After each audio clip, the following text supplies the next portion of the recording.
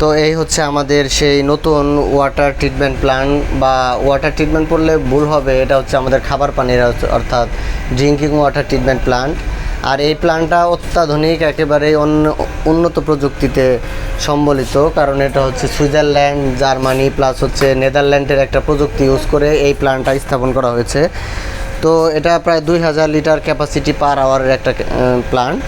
আর এখানে যে সবচেয়ে বড় বিশেষত্ব হচ্ছে এখানে অনেক বেশি ব্যবহার করা হয় না, অনেকগুলা ভেসেল ব্যবহার করে যে পানি পরিশোধন করা হয় এরকম কিছু করা হয় না। এখানে এক ধরনের গ্লাস মিডিয়া ব্যবহার করা হয়েছে, কয়েকটা স্তরের দেখতে পাচ্ছেন। এই মিডিয়াগুলোর লংজিভিটি অনেক বেশি, প্রায় 20-25 বছর। আর এটা একেবারে অটোমেটিকলি সব কিছু চলবে, কোনো ধরনের অপারেটর প্রয়োজন পড়বে না এটা অপারেট করার জন্য। তো এটা খুবই সহজ প্রযুক্তির একটা প্ল্যান্ট।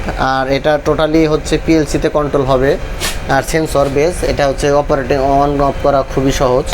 আর এখানে যে মেশিনারিজগুলো দেখতেই পাচ্ছেন, এটা হচ্ছে বুস্টার পাম্প, আর এটা হচ্ছে বেসগো বাল্ব দিয়ে হচ্ছে এটা সাধারণত অপারেট হয়। এখানে একটা কম্প্রেসার আছে। তো এটার ওয়াটার কোয়ালিটি বেশ ভালো। আশা করছি আমাদের পুরো ফ্যাক্টরির ওয়াটারের যে ইস্যুটা বা খাবার পানির যে একটা নিশ্চয়তা আমরা অলরেডি এখন পেয়ে যাচ্ছি। তো আমাদের কাছে খুবই লাকি, আমাদের এমডি স্যারের সহানুভূতি বা এমডি স্যারের সদিচ্ছার কারণে এটা সম্ভব হয়েছে। প্রায় দীর্ঘদিনের প্রচেষ্টার পর আমরা আমাদের এই প্ল্যান্টটাকে স্থাপন করতে সক্ষম হয়েছি।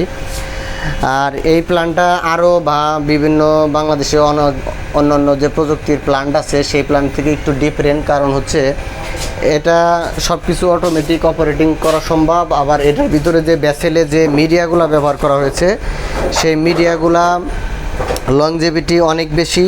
আর এটা অপারেটিং করার জন্য আলাদা কোনো অপারেটর প্রয়োজন হয় না। সেকেন্ডলি হচ্ছে এটার মেনটেনেন্স কস্টও বেশ কম, তবে স্থাপন করতে একটু খরচ বেশি যদিও। আর এর সম্পর্কে যদি আরও বিস্তারিত আপনারা জানতে চান তাহলে অবশ্যই কমেন্টস করতে পারেন। এই যে আগেও দেখাইছি, দেখেন এই যে এখানে যে মিসেলে যে মিডিয়াগুলো ব্যবহার হয়েছে এটা কিন্তু কোনো বালু বা পাথর জাতীয় মিডিয়া না, এটা এক ধরনের গ্লাস টাইপের মিডিয়া। এটা খুব সহজে নষ্ট হয় না আর কি।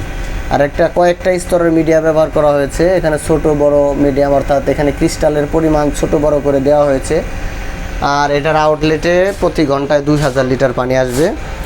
আর এটা এক ধরনের কেমিক্যাল ব্যবহার হয়, এই কেমিক্যালটা অটোমেটিকলি হচ্ছে ডোজিং পাম্পের মাধ্যমে ডোজিং হচ্ছে। এটা হচ্ছে এফএফ নামের কেমিক্যাল, অল পলিফ্লোক, অর্থাৎ এটাকে যদি ছোট ছোট পার্টিকেল বা কোনো ধরনের ব্যাকটেরিয়া ভাইরাস থাকে সেটাকে ছোট ছোট দানা আকারে এই ফিল্টার মিডিয়াতে সেটা আটকিয়ে দেয় আর কি। আটকানোর কারণে সেটা আমাদের পানিতে মিশতে পারে না। আর এটা সম্পর্কে আরও বিস্তারিত যদি আপনারা জানতে চান কমেন্টস করতে পারেন।